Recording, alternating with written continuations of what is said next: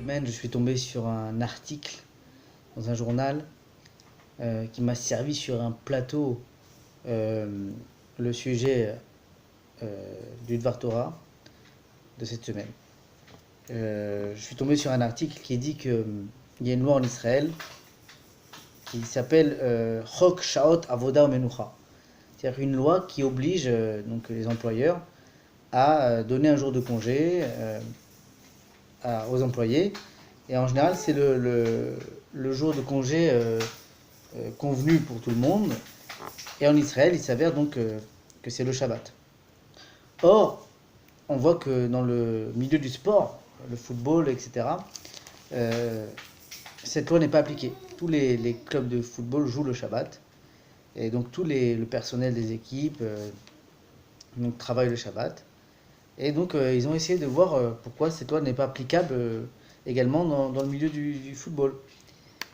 Or, la logistique, les terrains, le nombre de matchs des jeunes, des professionnels, fait qu'il n'y a pas le choix. On est obligé de jouer le Shabbat pour que tout le monde puisse jouer.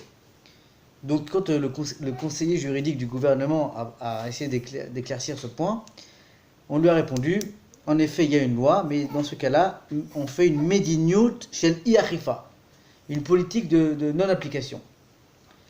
Ok, après il y a eu un autre conseiller juridique qui a changé de poste, et même celui-là a été religieux.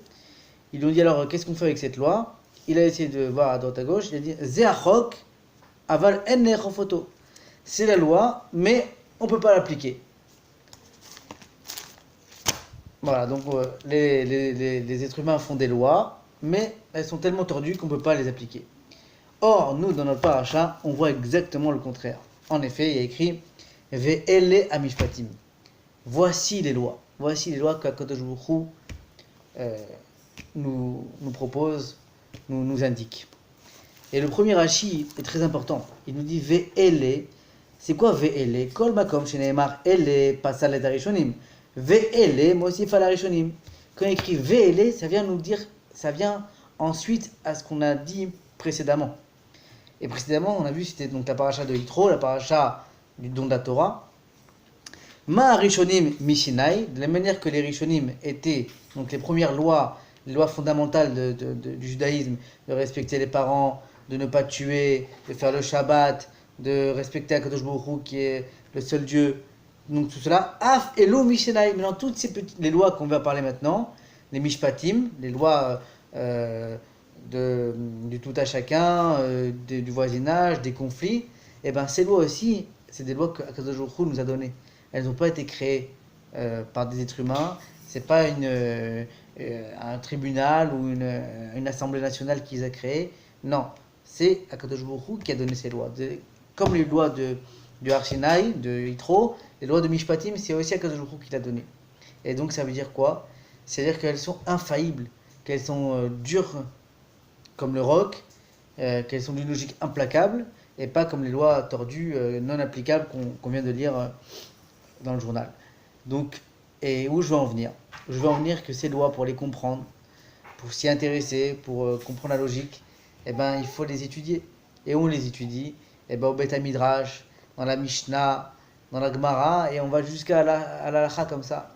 Et on voit comment notre Torah, notre Halacha est fondée et créée, comment c'est bien structuré, c'est d'une logique.